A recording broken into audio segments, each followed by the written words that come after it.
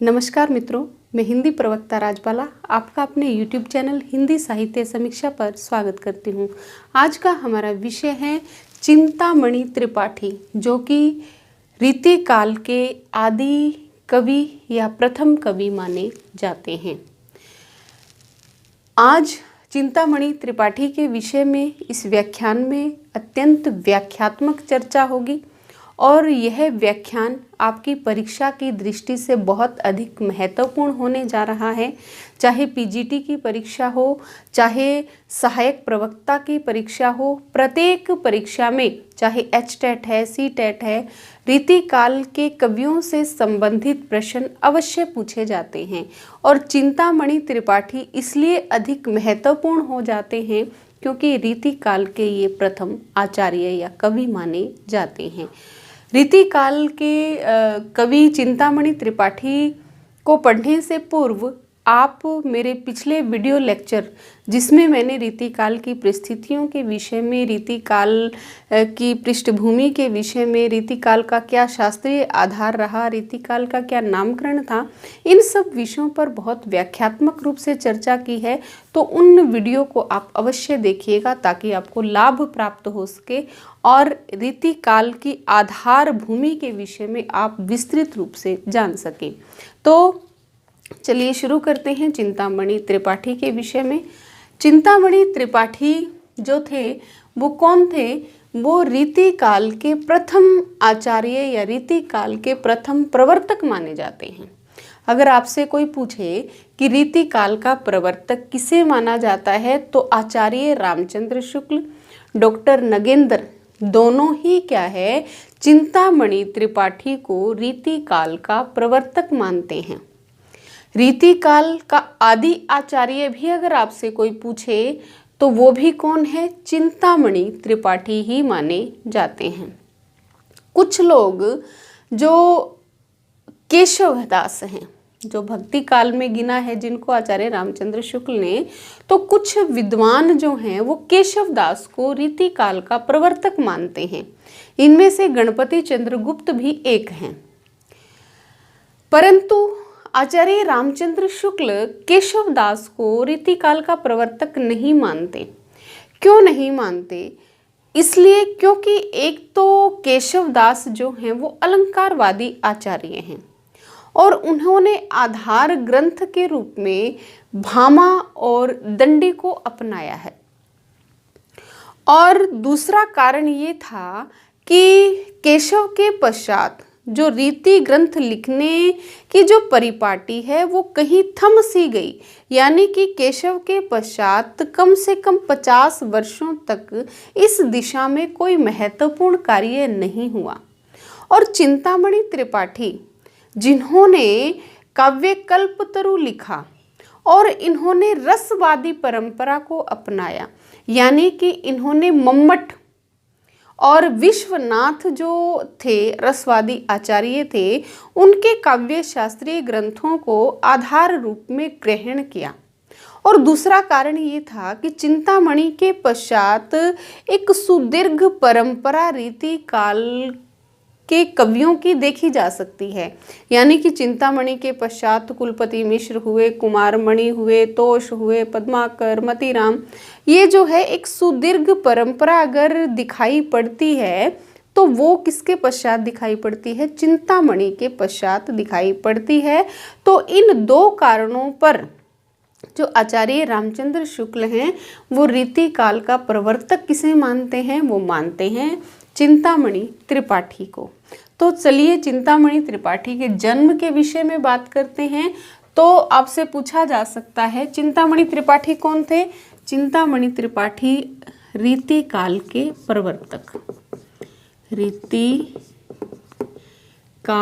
के प्रवर्तक। अगर आपसे पूछे कि रीतिकाल के प्रवर्तक कौन थे तो कौन थे? चिंतामणि त्रिपाठी। अच्छा, और दूसरा रीतिकाल के आदि आचार्य कौन थे? तो चिंतामणि त्रिपाठी।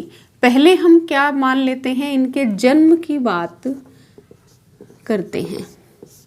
ठीक है, तो चिंतामणि त्रिपाठी का जन्म कब हुआ?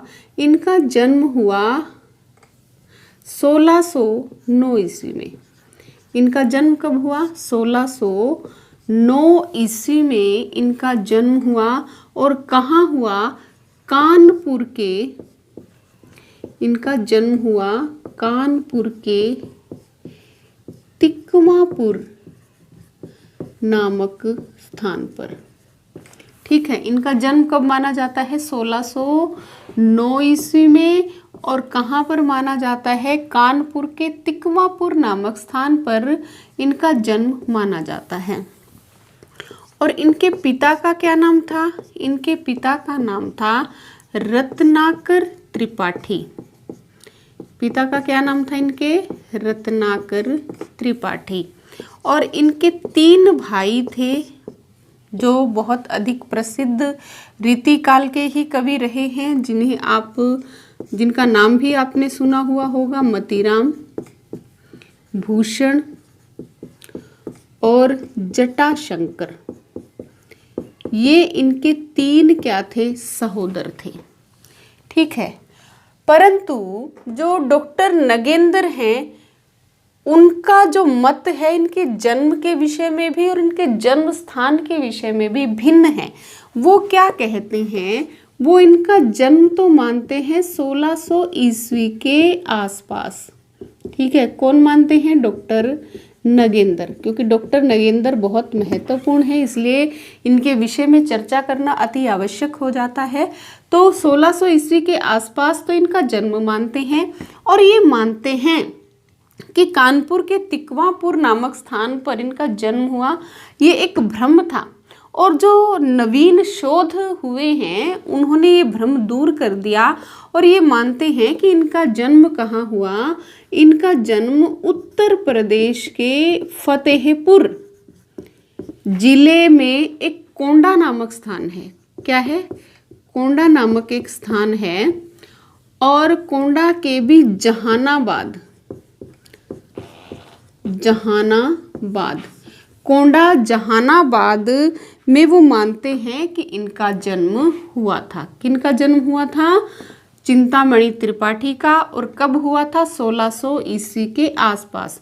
और ये मानते हैं कि जो माना जाता है कि कानपुर के तिकवापुर नामक स्थान पर इनका जन्म हुआ, बल्कि ये कहते हैं कि इनका यहाँ जन्म नहीं हुआ, बल्कि एक राजा हमीर देव थे, उनके कहने पर ये अपने दोनों भाइयों को लेकर, मतीराम और भूषण को लेकर के तिकवापुर में बस गए थे। यानी कि जन्म नहीं हुआ, बल्कि राजा हमीर देव के कहने पर यहाँ आकर ये रहने लगे थे। आ गया समझ में कि डॉक्टर नगेंद्र क्या मानते हैं? इनका जन्म स्थान फतेहपुर जिला जो है वो उत्तर प्रदेश के कोंडा के जहानाबाद में मानते हैं। और इनकी मृत्यु कब मानते हैं? ये इनकी मृत्यु के विषय में ये कहते हैं कि इनकी मृत्यु 1680 या 85 के मध्य हुई थी। ठीक है, अब हम बात कर लेते हैं कि इनके आश्रयदाता कौन थे। यहाँ तक आ गया होगा समझ में कि इनका जन्म कब हुआ। इनका जन्म हुआ, वैसे तो ज़्यादातर विद्वान 1609 ईस्वी में मानते हैं, तो आप भी 1609 ईस्वी ही मानेंगे।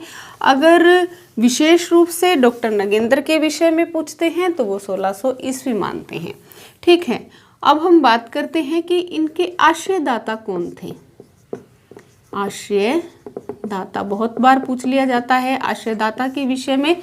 तो पहले इनके जो आश्रयदाता थे उनका नाम था शाहजी भोसले। शाहजी भोसले इनके आश्रयदाता माने जाते हैं। दूसरे इनके आश्रयदाता माने जाते हैं शाहजहां, मुगल बादशाह शाहजहां इनके आश्रयदाता माने जाते हैं। और तीसरे आश्रयदाता माने जाते हैं शाहजहां के ही पुत्र थे जिनका नाम था दारा शिकोह।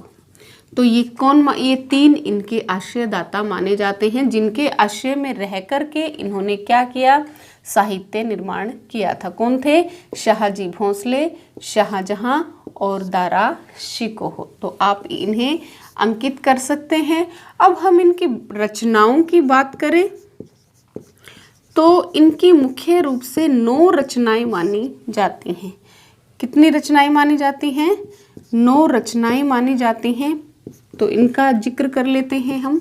पहली मानी जाती है इनकी रस विलास। ये कालक्रम के अनुसार नहीं है, बल्कि आप इन्हें ऐसे ही याद कर सकते हैं क्योंकि कालक्रम के विषय में कहीं कुछ दिया नहीं गया है। तो रस विलास दूसरी थी इनकी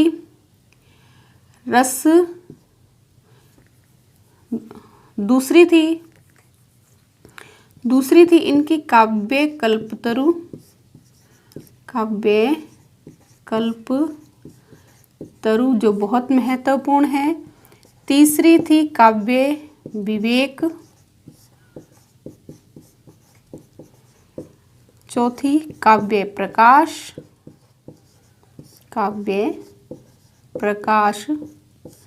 पांचवी श्रृंगार मंजरी।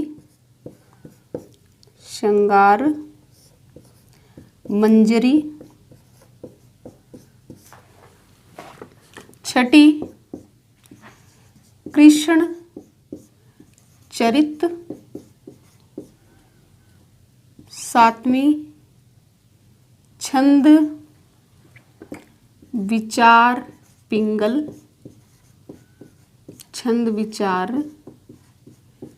पिंगल। और आठवीं थी कवित्त विचार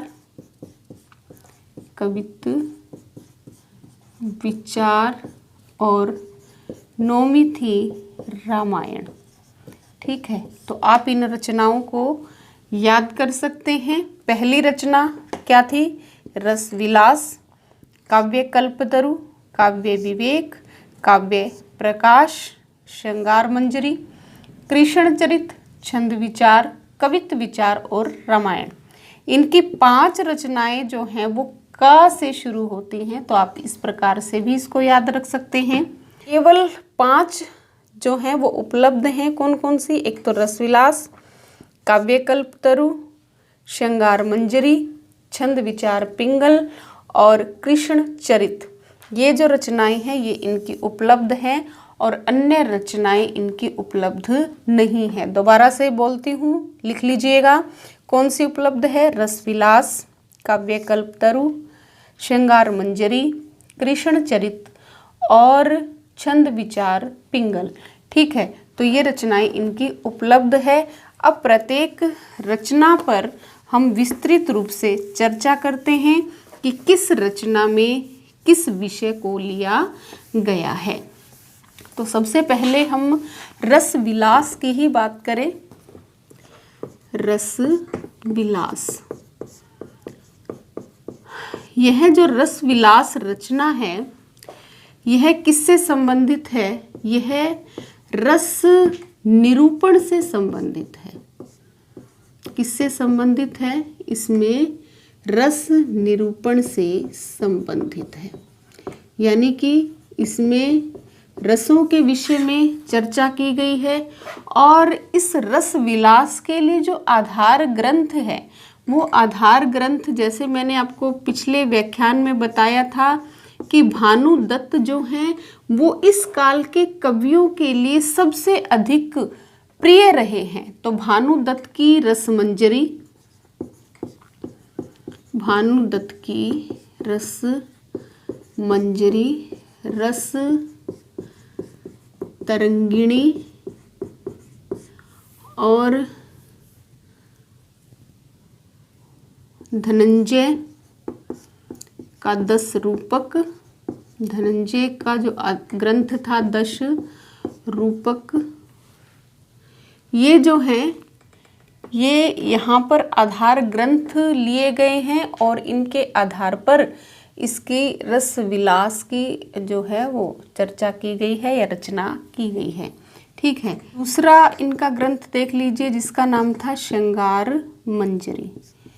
श्रृंगार मंजरी, यह जो श्रृंगार मंजरी है ये अनूदित ग्रंथ है और इसकी रचना जो है, इसकी रचना एक आंध्र के संत थे। इसकी रचना आंध्र के संत अकबर शाह, आंध्र के आंध्र के संत अकबर शाह की श्रृंगार मंजरी, अकबर शाह की श्रृंगार मंजरी का ब्रज भाषा में अनुवाद इसमें किया गया है। और यह क्या है, ये इसमें नायक नायिका भेद से संबंधित यह ग्रंथ है। इसमें आधार किसको लिया गया है, नायक नायिका भेद का इसमें निरूपण किया गया है। ठीक है, आ गया होगा समझ में, रसविलास और श्रृंगार मंजरी। तीसरा जो बहुत महत्वपूर्ण है, जिसका नाम है कवि कल्पतरु। ठीक है, क्या नाम है इसका, कवि कल्पतरु। चिंतामणि का सबसे अधिक महत्वपूर्ण ग्रंथ अगर किसी को माना जाता है तो वो कौन सा है, वो कवि कल्पतरु को माना जाता है। और यह कवि कल्पतरु क्या है, यह सर्वांग विवेचन ग्रंथ है, सर्वांग विवेचन है। इसमें काव्य के जो 10 अंग हैं उनका, जैसे काव्य हेतु, काव्य गुण, काव्य दोष, काव्य प्रयोजन, ध्वनि, रस, अलंकार, नायक नायिका भेद, इन सभी का किया गया है। इन सभी का कवि कल्पतरु में विवेचन प्रस्तुत किया गया है। और आधार ग्रंथ बोल देती हूँ, लिख लीजिए। आधार ग्रंथ जो माने गए हैं वो माने गए हैं, एक तो मम्मट का काव्य प्रकाश लिया गया है। दूसरा जो आधार ग्रंथ माना गया है वो माना गया है धनंजय का दशरूपक, और ये अकबर शाह की श्रृंगार मंजरी, और रस तरंगिणी और रस मंजरी को भी इसमें लिया गया है। विश्वनाथ का साहित्य दर्पण, इन सब ग्रंथों को आधार बनाया गया है। और इसमें क्या किया गया है, सर्वांग निरूपण, यानी कि काव्य के 10 अंगों का विवेचन इसमें प्रस्तुत किया गया है। ठीक है, तो यह क्या था। और इसमें क्या है, इसमें 1133 तो पद है, लिख लीजिए कितने पद हैं, 1133 पद हैं। और कितने प्रकरण हैं, 8 इसमें प्रकरण हैं। 1133 पद और 8 प्रकरणों में इसको लिखा गया है। ठीक है, अगला है छंद विचार पिंगल। अगला लिख लीजिए, छंद विचार पिंगल, छंद विचार पिंगल।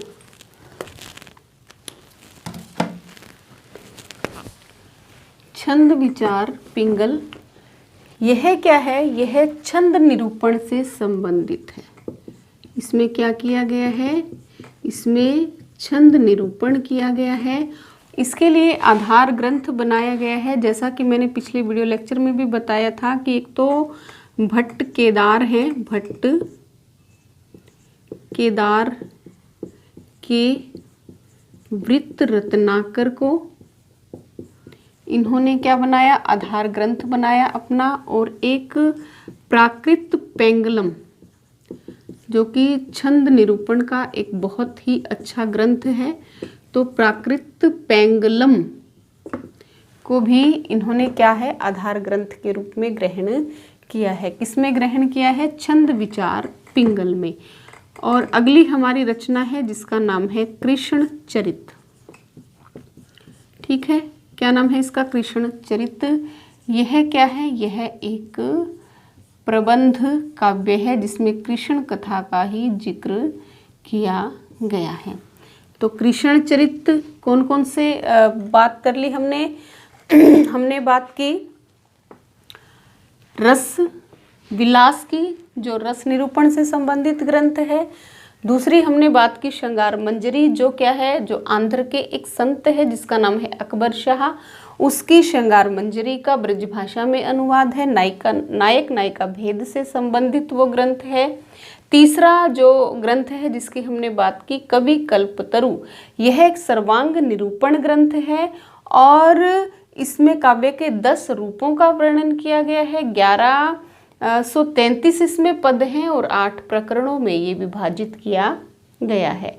और इसके लिए इसका आशय लिया गया है धनंजय के दश रूपक का, भानुदत्त की रस मंजरी और रस तरंगिणी का, विश्वनाथ के साहित्य दर्पण का। तो इनका सहारा लिया गया है, इनका आश्रय लिया गया है। छंद विचार पिंगल छंद निरूपण से संबंधित है और कृष्ण चरित्र जो है यह एक प्रबंध काव्य है। केवल यही 5 जो ग्रंथ हैं ये इनके उपलब्ध हैं। हाँ, एक महत्वपूर्ण बात ये पूछा जा सकता है कि चिंतामणि त्रिपाठी किस प्रकार के आचार्य हैं, तो ये क्या है, ये रसवादी आचार्य हैं। लिख लीजिए, चिंतामणि त्रिपाठी क्या है, रसवादी आचार्य हैं। ठीक है। और क्या पूछा जा सकता है इनके विषय में कि इन्होंने क्या है, अधिकतर कवित्त और सवैया छंद का प्रयोग किया है। कवित्त और सवैया छंद का इन्होंने ज़्यादातर प्रयोग किया है। तो इन सब महत्वपूर्ण बातों को अपनी नोटबुक पर अंकित कर लीजिएगा, परीक्षा की दृष्टि से बहुत ही महत्वपूर्ण है। अब हम इनकी लेखन शैली किस प्रकार की थी या फिर इनका रीतिकाल के साहित्य में क्या अवदान रहा, इसके विषय में थोड़ी सी चर्चा कर लेते हैं। चिंतामणि त्रिपाठी ने काव्य शास्त्रीय निरूपण का जो काम था वो बहुत अधिक गंभीरता पूर्वक, एक निष्ठा पूर्वक किया। इनकी विशेषता ये थी कि इन्होंने अपने लक्षणों को लिखने से पहले जो शास्त्रीय ग्रंथों में लक्षण थे उनका पूरी तरह से अध्ययन किया। जो उन्हें जचा वो उन्होंने ग्रहण कर लिया और जो उन्होंने नहीं जचा उनको तो उसमें फेरबदल करके फिर उसको ग्रहण करते हैं। परंतु इस प्रकार की व्यापक दृष्टि होने के पश्चात भी ये कोई मौलिक चिंतन नहीं कर पाए, क्योंकि इन कवियों की विशेषता थी कि ये केवल और केवल काव्य शास्त्रीय जो व्यक्ति थे, वो जो काव्य शास्त्र का ज्ञान प्राप्त करने चाहते थे, उनकी जिज्ञासा को शांत करने का ही इनका उद्देश्य था। ये किसी प्रकार की मौलिकता में विश्वास नहीं रखते थे। तो इसी कारण से चिंतामणि भी कोई मौलिक या नवीन जो है वो उद्भावना नहीं कर सके और इनके जो ग्रंथ हैं वो संस्कृत काव्य शास्त्रों का ब्रज भाषा में अनुवाद मात्र ही रहे हैं। वैसे इनके साहित्य में रस के अतिरिक्त क्या है, भक्ति भी, रस का परिपाक भी मिलता है, वात्सल्य का भी मिलता है, वीर रस भी देखा जा सकता है। और इनकी भाषा की अगर बात करें तो भाषा जो है वो बहुत सरल इनकी भाषा रही है। और इनके कवित्व की बात करें तो जिस प्रकार ये सफल आचार्य कहे जा सकते हैं उसी प्रकार ये बहुत अच्छे कवियों की श्रेणी में भी आते हैं। और हाँ, एक बहुत महत्वपूर्ण बात भूल गई मैं, इनके बचपन का नाम जो है वो मणिमाल था। बचपन का नाम बहुत बार पूछ लिया जाता है कि त्रिपाठी के बचपन का नाम क्या था, तो इन्हें बचपन में क्या कहा जाता था, इन्हें बचपन में मणिमाल कहा जाता था। ठीक है। तो काव्य ये जो है बहुत अच्छे कवि भी थे और बहुत अच्छे आचार्य भी थे। और इनकी कुछ महत्वपूर्ण पंक्तियां देख लेते हैं जो परीक्षा की दृष्टि से बहुत महत्वपूर्ण है। जैसे कि वो कहते हैं, रीति सुभाषा कवित्त की, रीति सुभाषा कवित्त की वर्णत बुद्ध अनुसार। बहुत महत्वपूर्ण पंक्ति है, बहुत बार परीक्षा में पूछ ली जाती है। और ये पंक्ति कहाँ पर लिखी है इन्होंने, कवि कल्प तरु। ठीक है, ये पंक्ति कहाँ पर है, कवि कल्प तरु में ये पंक्ति मिलती है। दूसरी पंक्ति इनकी देखते हैं, वो कहते हैं, सगुण अलंकारान सहित, सगुण अलंकारन सहित दोष रहित जो हुई, सगुण अलंकारन सहित दोष रहित जो हुई, शब्द अर्थ, शब्द अर्थ वारो कवित्त विबुध कहत सब कोई, विबुध कहत सब कोई। तो वो क्या कहते हैं कि सगुण अलंकारन सहित दोष रहित जो होई, शब्द अर्थ वारो कवित विबुध कहत सब कोई। कि अलंकारों के सहित और गुणों के सहित और अलंकारों के सहित और दोष से रहित जो होता है और शब्द और अर्थ भी जिसमें हो, तो वही क्या है, वही बहुत अच्छी कविता है और सब लोग इसके विषय में ऐसा ही कहते हैं। ठीक है, तो तीसरी जो पंक्ति है वो क्या कहते हैं,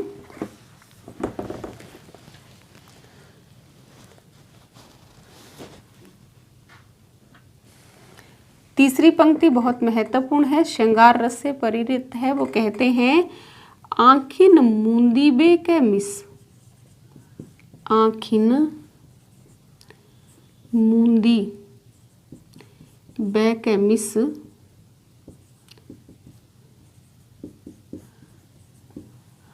आनी पीठी उरोज लगावे।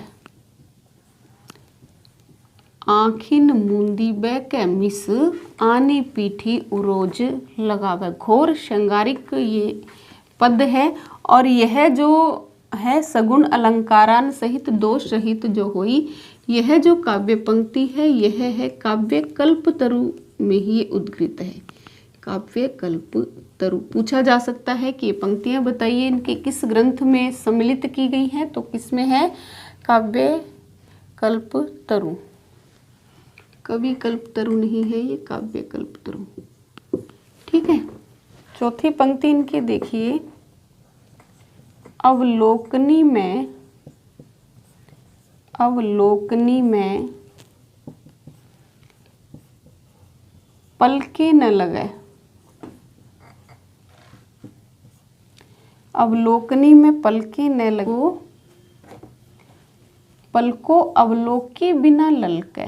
पलको अवलोकी बिना ललके। पति के परिपूर्ण प्रेम पगी। क्या लिखते हैं, पति के परिपूर्ण प्रेम पगी, मन और स्वभाव लगे न लगे, लगे न लगे। ठीक है, तो ये थी इनकी बहुत ही महत्वपूर्ण पंक्तियाँ। चिंतामणि के विषय में हमने बहुत अधिक विस्तृत अध्ययन किया। मैंने आपको बताया कि इनका जन्म कब हुआ, 1609 ईस्वी में। कहाँ पर हुआ, कानपुर के तिकवापुर में। डॉक्टर नगेंद्र कहाँ मानते हैं, फतेहपुर के कोंडा जहानाबाद में इनका जन्म मानते हैं और इनकी मृत्यु मानते हैं ये 1680 से 85 के बीच में इनकी मृत्यु मानते हैं। इन्होंने 3 राजाओं के यहाँ आश्रय ग्रहण किया। कहाँ किया, शाहजी भोंसले, दूसरे थे शाहजहां और तीसरे थे दारा शिकोह। 9 इनके महत्वपूर्ण ग्रंथ माने जाते हैं, जिनमें से 5 जो ज़्यादा महत्वपूर्ण है या उपलब्ध कहे जा सकते हैं, रसविलास, कवि कल्पतरु, श्रृंगार मंजरी, छंद विचार और कृष्ण चरित। ये और इनके विषय में बहुत व्याख्यात्मक रूप से चर्चा की। जो रसविलास है वो रस से संबंधित है, श्रृंगार मंजरी नायक नायिका भेद से संबंधित है, कवि कल्पतरु में दशांगों का वर्णन किया गया है और कृष्ण चरित प्रबंध काव्य है, छंद विचार छंदों से संबंधित काव्य है। किस किस को आधार ग्रंथ बनाया गया ये बहुत विस्तृत रूप से हमने चर्चा की। इनके बचपन का नाम क्या था, मणिमाल था। ये रस वादी आचार्य माने जाते हैं और रीतिकाल के प्रथम प्रवर्तक भी माने जाते हैं। ज़्यादातर इन्होंने कवित्व और सवैया छंद का प्रयोग किया है। तो इनके विषय में मुझे नहीं लगता कि कुछ भी समझाना या बताना शेष रह गया होगा। परीक्षा की दृष्टि से ये आपका जो लेक्चर है ये बहुत महत्वपूर्ण है। बहुत अच्छे से इसको देखिएगा, समझिएगा, नोट्स बनाइएगा और आपको लग रहा है कि मेरा यह प्रयास आपके बहुत काम आ रहा है तो मेरे चैनल को लाइक शेयर और सब्सक्राइब कीजिएगा और मिलते हैं अगले व्याख्यान में किसी अन्य कवि के साथ। धन्यवाद।